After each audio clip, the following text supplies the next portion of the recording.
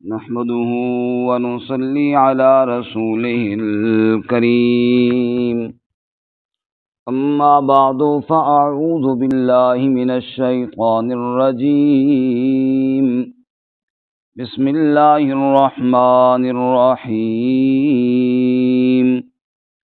ألف لام را كتاب أنزلناه إليك لتخرج الناس من الظلمات إلى النور بإذن ربهم إلى صراط العزيز الحميد الله الذي له ما في السماوات وما في الأرض وويل للكافرين من عذاب شديد الذين يستحبون الحياة الدنيا على الآخرة ويصدون عن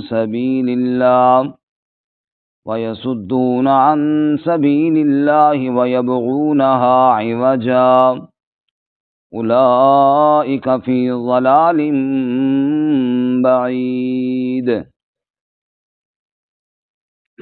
الف لام را کتاب انزلناہ الیک، یہ عظیم الشان کتاب ہم نے نازل کیا اس کو آپ کی جانب، لتخرج الناس من الظلمات الی النور، تاکہ آپ نکالیں لوگوں کو اندھیروں سے نور کی جانب، بإذن ربہم، اپنے رب کے حکم کے ساتھ، الی صراط العزیز الحمید، اس راہ کی جانب جو غالب تعریفوں والا، اللہ الذی لہ ما فی السماوات وما فی الارض، یعنی اللہ کا وہ ذات کہ اسی کے لیے جو آسمانوں میں ہے اور جو کچھ زمین میں، وویل للکافرین من عذاب شدید، اور کافروں کے لیے ہلاکت ہے شدید عذاب سے، الذین یستحبون الحیاۃ الدنیا علی الآخرہ، وہ لوگ جو پسند کرتے ہیں، محبت کرتے ہیں دنیا کی زندگی سے آخرت پر، ویصدون عن سبیل اللہ، اور روکتے ہیں اللہ کے راستے سے، ویبغونہا عوجا، اور چاہتے ہیں اس کو ٹیڑھا کر دینا، اولئک فی ضلال بعید، یہی لوگ دور کی گمراہی میں ہیں۔ سبحان ربک رب العزت عما یصفون وسلام علی المرسلین والحمد للہ رب العالمین۔ اللہم صل علی محمد وعلی آل محمد كما صليت على إبراهيم وعلى آل إبراهيم إنك حميد مجيد، اللهم بارك على محمد وعلى آل محمد كما باركت على إبراهيم وعلى آل إبراهيم إنك حميد مجيد۔ معزز سامعین، سورہ ابراہیم کی ابتدائی 3 آیات تلاوت کی ہیں۔ اللہ رب العزت ان کے مطابق صحیح بیان کی توفیق عطا فرمائے اور ہمیں قرآن و سنت پر عمل کرنے کی توفیق عطا فرمائے۔ اس سے قبل سورۃ الرعد مکمل ہوئی۔ سورۃ الرعد اور سورہ ابراہیم کا آپس میں ربط اور جوڑ یہ ہے، سورہ رعد سے پہلے سورہ یوسف تھی، سورہ یوسف سے پہلے سورہ ہود تھی۔ سورہ ہود میں اللہ تعالیٰ نے 7 انبیاء کے واقعات سنائے جنہوں نے اللہ تعالیٰ کی وحدانیت کو لوگوں کے سامنے بیان کیا، یا قوم اعبدوا اللہ کے ذریعے۔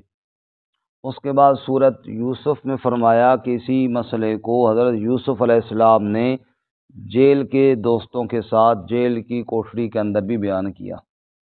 پھر سورۃ الرعد میں فرمایا وَيُسَبِّحُ الرَّعْدُ بِحَمْدِهِ وَالْمَلَائِكَةُ مِنْ خِیفَتِهِ، کہ جو مسئلہ یہ سارے انبیاء بیان کرتے گئے وہ مسئلہ رعد بادل کی گرج کے اندر بھی ہے اور فرشتوں کی تسبیح کے اندر بھی ہے۔ اب سورہ ابراہیم میں فرمایا جس اللہ کی وحدانیت اور عظمت کو انبیاء بیان کرتے ہیں، بادل کی گرج کے اندر جس کی تسبیح ہے، فرشتے جس کی تسبیح بیان کرتے ہیں، اسی اللہ کی محبت کی خاطر ابراہیم علیہ الصلوۃ والسلام کا واقعہ بھی سنو، انہوں نے بھی کیسی قربانیاں عطا فرمائی۔ اسی طرح اور ربط اور جوڑ یہ بھی ہے کہ سورۃ الرعد تک تو دلائل عقلیہ اور نقلیہ کے ساتھ وضاحت فرمائی مسئلے کی، اور اب سورہ ابراہیم میں وقائع دنیاوی اور اخروی، یعنی دنیا اور آخرت کے حالات، جنہوں نے مان لیا ان کے ساتھ کیا ہوگا، اور جنہوں نے نہیں مانا ان کا انجام کیا ہوگا۔ اور یہاں پر اس لیے فرمایا کہ اب لوگوں کو اندھیروں سے نکالیے، اور اسی صورت میں آگے آ رہا ہے، انشاءاللہ ہم کل کے سبق میں پڑھیں گے، وَلَقَدْ أَرْسَلْنَا مُوسَىٰ بِآيَاتِنَا أَنْ أَخْرِجْ قَوْمَكَ مِنَ الظُّلُمَاتِ إِلَى النُّورِ، ہم نے موسیٰ علیہ السلام کو بھی یہی کہا تھا لوگوں کو اندھیروں سے نور کی طرف لے کر آئیے، اور آپ صلی اللہ علیہ وسلم کو بھی یہی کہتے ہیں کہ لوگوں کو اندھیروں سے نور کی طرف لے کر آئیے۔ شروع میں ترغیب ہے، جیسے کہ اکثر صورتوں کے شروع میں ہوتا ہے، قرآن کریم کی طرف ترغیب ہوتی ہے، یہاں پر بھی ترغیب ہے۔ الف لام را، اللہ اعلم بمرادہ، کتاب انزلناہ الیک، یہ عظیم الشان کتاب، التنوین للتعظیم، عظیم الشان کتاب، عظمت والی کتاب، انزلناہ الیک، ہم نے اس کو نازل کیا ہے آپ کی جانب۔ یہ قرآن کی عظمت پر دلیل ہے کہ ہم نے نازل کیا، نازل کرنے والا جو عظیم ہے، ظاہر کتاب بھی عظیم ہے۔ کیوں نازل کیا ہے، اس کے نازل کرنے کا مقصد کیا ہے؟ فرمایا لِتُخْرِجَ النَّاسَ مِنَ الظُّلُمَاتِ إِلَى النُّورِ، تاکہ آپ نکالیں لوگوں کو اندھیروں سے اجالے کی جانب، ظلمات سے نور کی جانب نکالیں۔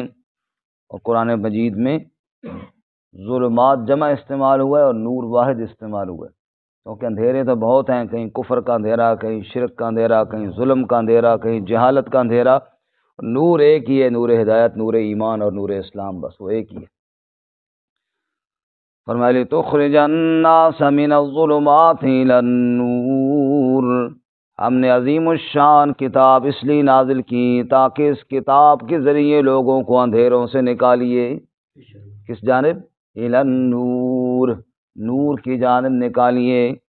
اور آپ دیکھ لیجئے قرآن کے نازل ہونے سے پہلے عرب کے کیا حالات تھے، اور پھر جب قرآن کے اجالے پھیلے تو پھر کیا حالات ہو گئے۔ سبحان اللہ۔ قرآن سے پہلے کی حالات تو یہ تھے، عرب کے انسان اگر سفر پر جاتے تو پتھر اٹھاتے، 3 کا چولہا بناتے اور چوتھے کو معبود بناتے۔ اور قرآن کے نزول کے بعد حضرت عمر فاروق رضی اللہ تعالیٰ عنہ بیت اللہ کے طواف کے دوران حجر اسود کے سامنے رک گئے اور فرما رہے ہیں واللہ اعلم انک حجر لا تنفع ولا تضر، اللہ کی قسم میں جانتا ہوں تو محض ایک پتھر ہے، تو میرے نفع کا بھی مالک نہیں، میرے نقصان کا بھی مالک نہیں، بوسہ صرف اس لیے دے رہا ہوں لولا رأیت رسول اللہ یقبلک ما قبلتک، اگر اللہ کے سچے رسول صلی اللہ علیہ وسلم تجھے بوسہ نہ دیتے تو عمر کبھی بوسہ نہ دیتا۔ یہ ہے اندھیروں سے نکل کر نور کی جانب آ، پہلے پتھروں کو معبود بناتے، اب کہنے حجر اسود بھی نفع نقصان کا مالک نہیں، نفع نقصان کا مالک صرف کون ہے؟ اللہ۔ پہلے حالات کیا تھے؟ قرآن بیان کرتا ہے حج کے ایام میں ایک تو عرفات نہیں جاتے تھے مکے والے، حالانکہ عرفات حج کا رکن اعظم ہے، وہاں نہیں جاتے تھے، کہتے ہمیں کیا ضرورت ہے جی عرفات جانے کی، ہم تو مکہ میں رہتے ہیں۔ اور دوسرا مزدلفہ میں ساری رات اپنے بڑوں کے قصے بیان کرتے تھے۔ اللہ نے فرمایا فَاذْكُرُوا اللَّهَ كَذِكْرِكُمْ آبَاءَكُمْ أَوْ أَشَدَّ ذِكْرًا، یہاں پر اللہ کا ذکر کرنا چاہیے تھا، تم اپنے بڑوں کی کہانیاں چھیڑ بیٹھے ہو، اللہ نے تنبیہ فرمائی۔ لیکن قرآن کے نزول کے بعد اللہ صحابہ کرام کی کیا عظمت بیان کرتے ہیں، کیسے تعارف کرواتے ہیں؟ فرمایا الذین یذکرون اللہ قیاما وقعودا وعلی جنوبہم، یہ وہ لوگ ہیں اللہ کا ذکر کرتے ہیں کھڑے ہوئے بھی، بیٹھے ہوئے بھی اور لیٹے ہوئے بھی، پہلے حج کے اندر بھی اللہ کا ذکر نہیں تھا، اب ہر حال میں اللہ کا ذکر شروع کر دیا ہے۔ تو قرآن نکالتا ہے لوگوں کو اندھیروں سے نور کی جانب اور اجالے کی جانب۔ قرآن کے نزول سے پہلے بچیوں کو زندہ درگور کر دیا کرتے تھے۔ قرآن کہتا ہے وَإِذَا بُشِّرَ أَحَدُهُم بِالْأُنثىٰ ظَلَّ وَجْهُهُ مُسْوَدًّا وَهُوَ كَظِيمٌ، اگر کسی کے گھر میں یہ خبر آتی کہ بیٹی پیدا ہونے والی ہے، ظَلَّ وَجْهُهُ مُسْوَدًّا، چہرہ سیاہ ہو جاتا، غم سے بھر جاتا کہ میرے گھر میں بیٹی کیوں پیدا ہو رہی ہے۔ اور بعض لوگوں نے تو پہلے سے گڑھا کھود کے رکھا ہوتا تھا، اگر بچی پیدا ہو گئی سیدھا گڑھے پہ ڈالی، اوپر مٹی ڈال دی، اور اگر بچہ پیدا ہوا تو اس کو رکھ لیا۔ یہ ان کی حالت تھی۔ یتوارا من القوم من سوء ما بشر به ایمسکہ علی ہون ام یدسہ فی التراب، کہنے لگا بچی پیدا ہوئی ہے، یا تو بے شرم بن کر بچی کو گھر میں رکھوں یا پھر غیرت دکھاؤں اور دفن کر کے آ جاؤں۔ یہ ان کے حالات تھے۔ پھر قرآن آیا، پھر قرآن نے بتایا بچیوں کا خالق کون ہے۔ للہ ملک السماوات والارض یخلق ما یشاء یہب لمن یشاء اناثا ویہب لمن یشاء الذکور، لوگوں بچیاں دینے والا بھی اللہ، بچے دینے والا بھی اللہ، او یزوجہم ذکرانا و اناثا، دونوں دینے والا بھی کون ہے؟ اللہ۔ وَيَجْعَلُ مَن يَشَاءُ عَقِيمًا، کچھ نہ دینے والا بھی کون ہے؟ اللہ۔ چاہے تو بیٹیاں دے، چاہے تو بیٹے دے، چاہے تو دونوں دے، چاہے تو دونوں نہ دے، إِنَّهُ عَلِيمٌ قدیر، وہ علم والا بھی ہے، وہ قدرت والا بھی ہے۔ رب العالمین فرماتے ہیں کتاب انزلناہ الیک لتخرج الناس من الظلمات الی النور، اے میرے محبوب صلی اللہ علیہ وسلم، ہم نے عظمت والی کتاب آپ کی جانب اس لیے نازل کی ہے تاکہ اس کتاب کے ذریعے آپ لوگوں کو اندھیروں سے نکال کر نور کی جانب لے آئیں۔ بِإِذْنِ رَبِّهِمْ، اپنے رب کے حکم کے ساتھ، تم میرا مبلغ ہے میرے محبوب صلی اللہ علیہ وسلم، تجھے میں نے رسول بنایا ہے، تو میری طرف سے دعوت دینے والا، میری طرف سے پیغام پہنچانے والا، تو میرا قاصد اور میرا پیغمبر ہے۔ بِإِذْنِ رَبِّهِمْ إِلَى صِرَاطِ الْعَزِيزِ الْحَمِيدِ اللَّهِ، رب کے حکم کے ساتھ بلا، اس راہ کی جانب بلا جو راستہ اللہ کا ہے، جو اللہ غالب بھی ہے، جو اللہ تعریفوں والا بھی ہے، جو اللہ ہے قدرتوں والا بھی ہے، اس کے راہ کی جانب بلا۔ کس کے راہ کی جانب؟ الذی لہ ما فی السماوات وما فی الارض، آسمانوں میں جو کچھ ہے وہ بھی اسی کا ہے، زمین میں جو کچھ ہے وہ بھی اسی کا ہے۔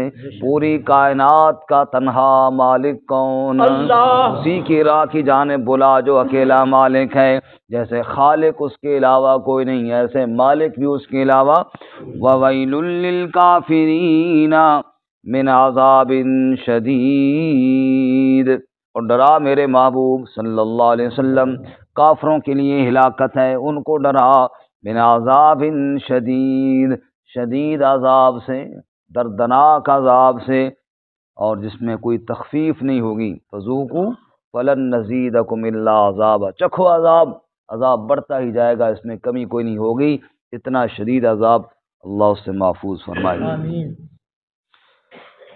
الذین یستحبون الحیاۃ الدنیا علی الآخرہ، سوال پیدا ہوتا ہے شدید عذاب کے حقدار کون ہیں؟ شدید عذاب کس کو ملے گا؟ فرمایا الذین، وہ لوگ، ان لوگوں کو ملے گا، یستحبون الحیاۃ الدنیا علی الآخرہ، جو محبت کرتے ہیں دنیا کی زندگی سے آخرت پر، ترجیح دیتے ہیں دنیا کی زندگی کو آخرت کی زندگی پر۔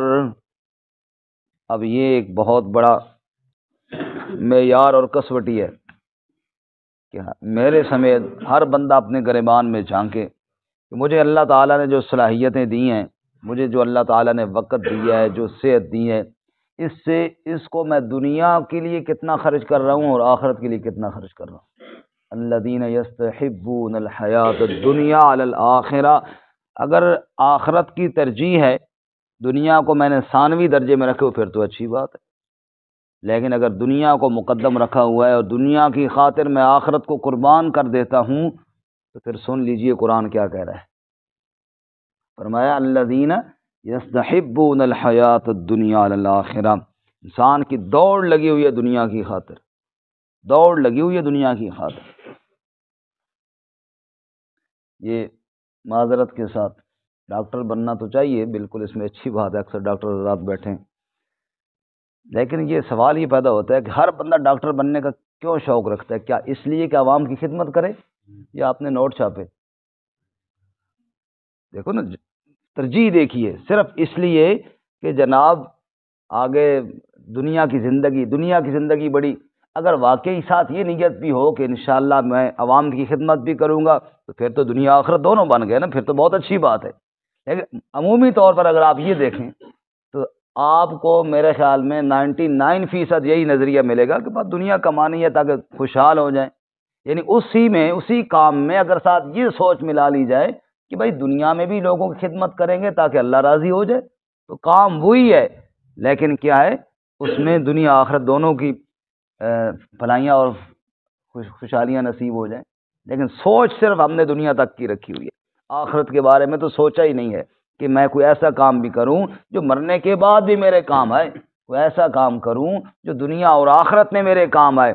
فرمایا الذین یستحبون الحیات الدنیا علی الآخرہ، دیکھ لیجئے کون وہ لوگ ہیں جن کی ترجیحات یہ ہیں کہ بس دنیا کی زندگی ہے، اس دنیا کی زندگی کو آخرت پر انہوں نے مقدم رکھا ہوا ہے۔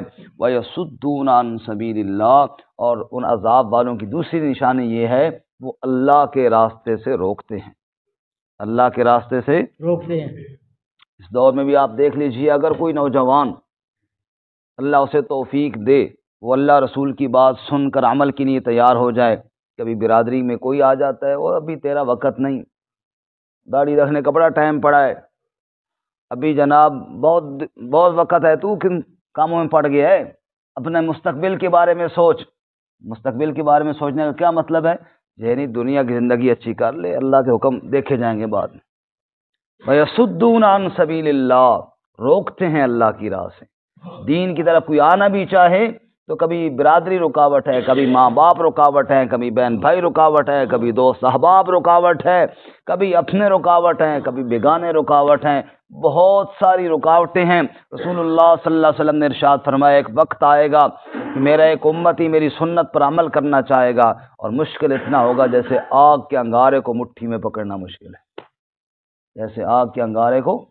اچھا، بڑی مشہور حدیث آپ نے سنی ہوگی بارہ، من احیا سنتی عند فساد امتی فلو اجر 100 شہید او کما قال النبی صلی اللہ علیہ وسلم، جس نے میری ایک سنت کو زندہ کیا اس وقت عند فساد امتی، جب امت میں فساد برپا ہو چکا تھا اور امت میری سنتوں کو چھوڑ چکی تھی، اس دور میں جس نے میری ایک سنت کو زندہ کیا اس کو کتنا ثواب ملے گا؟ 100 شہیدوں کا ثواب ملے گا۔ کبھی اس پہ غور کیا؟ 100 شہیدوں کا ثواب۔ شہید ہونا کوئی آسان کام ہے؟ جان دینا اللہ کے راستے میں کوئی آسان بات ہے؟ بدن کے ٹکڑے کروا دینا کوئی آسان کام ہے؟ بیوی بچوں کو چھوڑ کر چلے جانا کوئی آسان کام ہے؟ بہت اونچا کام ہے، لیکن اس کو 100 شہیدوں کا ثواب کیوں ملا؟ محدثین فرماتے ہیں کہ شہید کو تو لگی تلوار تو گردن کٹ گئی، اور جس نے برادری کو چھوڑا، دوستوں کو چھوڑا، معاشرے کو چھوڑا، اور سارا معاشرہ چلا ہوا تھا سنت کے خلاف، یہ چل پڑا سنت پر، اب اس کو صبح و شام تانے مل رہے ہیں، کبھی ماں باپ کی طرف سے، کبھی بہن بھائیوں کی طرف سے، کبھی دوستوں کی طرف سے، کبھی پڑوسیوں کی طرف سے، ہر طرف سے تانے سنتا رہا، ہر روز سنتا رہا۔ اس کو تو ایک دن تلوار لگی اور اس کی زندگی انہی تانوں میں گزر گئی ہے، اس لیے اللہ تعالیٰ فرماتے ہیں اس کو اجر زیادہ عطا فرماؤ، اس نے قربانیاں زیادہ دی ہیں، اس لیے فرمایا وَيَصُدُّونَ عَن سَبِيلِ اللَّهِ، اور لوگ اللہ کے راستے سے روکتے بھی ہیں۔ اور نمبر 3 وَيَبْغُونَهَا عِوَجًا، لوگ اس کو ٹیڑھا کرنا بھی چاہتے ہیں، جس کو ہم کہتے ہیں گول مول۔ او جی مسئلہ کوئی پھرتو برتو کر دو، کوئی گول مول کر دو جی، ماشاءاللہ بڑے سیانے ہو جی، ٹھیک ہے اللہ کا حکم صحیح ہے، کچھ تھوڑی بہت گنجائش کر دو۔ وَيَبْغُونَهَا عِوَجًا، اللہ تعالیٰ فرماتے ہیں یہ تو علماء یہود کا کام تھا۔ اللہ تعالیٰ نے کہا لا تلبسوا الحق بالباطل وتکتموا الحق وانتم تعلمون، حق اور باطل کو ایسے مکس کرتے پتہ ہی نہیں چلتا ان میں حق کیا ہے اور باطل کیا ہے، تو اس طرح بھی نہیں کرنا۔ فرمایا مسئلہ جو اللہ رسول کا ہے اس کو خود اسی طرح بیان کرنا ہے، میرے پاس تو اختیار نہیں نا کہ میں اس کو تبدیل کروں۔ ہمارے گجرانوالہ کے ایک عالم ہیں شیخ الحدیث مولانا زید الراشدی صاحب، وہ ایک دفعہ بیان بڑی پیاری بات کر رہے تھے، کہہ رہے تھے کہ ایک دفعہ کسی محفل میں کسی مجلس میں ہم اکٹھے ہوئے تو یہ جو نصاب میں تبدیلی ہو رہی تھی نا، جہاد کی آیات نکالنے کی، ان کے بارے میں مشورہ ہو رہا تھا۔ تو مشورہ میں مجھے بھی بلایا، کہہ رہے تھے کہ مول صاحب دیکھو اب کچھ تو کرنا ہی پڑے گا کیونکہ بڑی مجبوری ہے، اس کے بغیر جو ہے اب نظام نہیں چلتا۔ کہنے لگے میں نے کہا بالکل واقعی کچھ تو میں بھی کہتا ہوں کرنا ہی پڑے گا، اب یہ بتاؤ کہ اللہ کے قرآن میں تبدیلی کرے گا کون؟ کچھ تو کرنا ہی پڑے گا، ٹھیک ہے میں بھی مان لیتا ہوں، لیکن ایسی شخصیت کا تو نام بتاؤ نا جو کہے کہ اللہ کے کلام میں تبدیلی کر سکتا ہوں، تو پھر ٹھیک ہے کچھ کر لیتے ہیں۔ اگر اللہ کے نبی صلی اللہ علیہ وسلم بھی اللہ کے قرآن میں تبدیلی نہیں کر سکتے تو پھر اور کون بھائی کلال ہے جو کہتا ہے کہ کچھ کرنا پڑے گا؟ ہماری کیا ضرورت ہے کہ اب اللہ کے کلام میں تبدیل کرے، یا کسی عالم کی کیا ضرورت ہے کہ وہ کہے جی ٹھیک ہے کر لو؟ کسی کے اس میں اختیار کیا ہے؟ جہاں رسول اللہ صلی اللہ علیہ وسلم تبدیلی نہیں کر سکتے اور کون کر سکتے؟ کہنے کا مطلب یہ ہے وَيَبْغُونَهَا عِوَجًا، لوگ چاہتے ہیں اللہ بھی راضی رہے، مرضی ہم اپنی کرتے رہیں، ٹیڑھا ایسا ہو جائے کوئی راستہ، کوئی سود کی بھی گنجائش نکل آئے، کوئی رشوت کی بھی نکل آئے، کوئی حرام خوری کی بھی نکل آئے، اور کوئی تھوڑی بھی فحاشی اور عریانی کی بھی نکل آئے، ساری گنجائشیں نکل آئیں، بعد دیندار بھی ہم رہیں اور اللہ رسول بھی راضی رہے، ایسی راہ نکل آئے کہ بادشاہ کام بن جائے۔ اللہ فرماتے ہیں یہی لوگ تو عذاب کے حقدار ہیں جو میرے دین کے ساتھ مذاق اڑا رہے ہیں۔ اولئک فی ضلال بعید، یہ گمراہ جب ہوتے ہیں تو گمراہی میں بہت دور نکل جاتے ہیں، بہت آگے نکل جاتے ہیں۔ اللہ تعالیٰ ہمیں گمراہی سے محفوظ فرمائے، قرآن و سنت پر عمل کی توفیق عطا فرمائے۔ ترجمہ دوبارہ سن لیں۔ الف لام را کتاب انزلناہ الیک لتخرج الناس من الظلمات الی النور، یہ عظیم الشان کتاب ہم نے اس کو نازل کیا آپ کی جانب تاکہ آپ نکالیں لوگوں کو اندھیروں سے نور کی جانب، بِإِذْنِ رَبِّهِمْ اپنے رب کے حکم کے ساتھ، إِلَىٰ صِرَاطِ الْعَزِيزِ الْحَمِيدِ اللہ، اس راہ کی جانب جو غالب تعریفوں والے اللہ کا راہ ہے، الَّذِي لَهُ مَا فِي السَّمَاوَاتِ وَمَا فِي الْأَرْضِ، وہ ذات اسی کے لیے جو کچھ آسمانوں میں اور جو کچھ زمین میں، وَوَيْلٌ لِّلْكَافِرِينَ مِنْ عَذَابٍ شَدِيدٍ، اور کافروں کے لیے ہلاکت ہے شدید عذاب سے۔ الذین یستحبون الحیاۃ الدنیا علی الآخرہ، وہ لوگ جو پسند کرتے ہیں، ترجیح دیتے ہیں دنیا کی زندگی کو آخرت پر، ویصدون عن سبیل اللہ، اور روکتے ہیں اللہ کے راستے سے، ویبغونہا عوجا، اور چاہتے ہیں اس کو ٹیڑھا کر دینا، اولئک فی ضلال بعید، یہ لوگ دور کی گمراہی میں پڑے ہوئے